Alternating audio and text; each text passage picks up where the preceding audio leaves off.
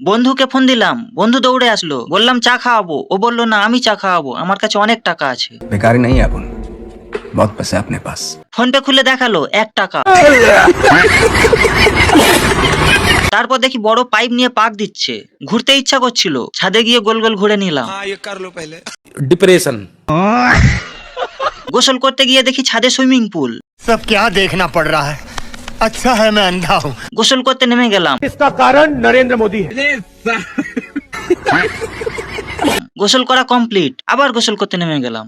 मतलब वो अलग ही लेवल का बंदा था। এরপর রায়চকে গেলাম, ফেরিঘাট, টিকিট কাটলাম, ভেসালে উঠলাম, নদী পার হয়ে কুকড়াহাটি গিয়ে ভাবলাম আমি এখানে কেন। डिप्रेशन।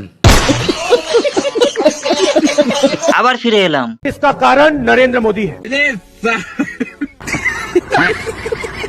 দীঘা যাবো ভাবলাম, বাসে উঠলাম না, সোজা বাড়ি চলে এলাম।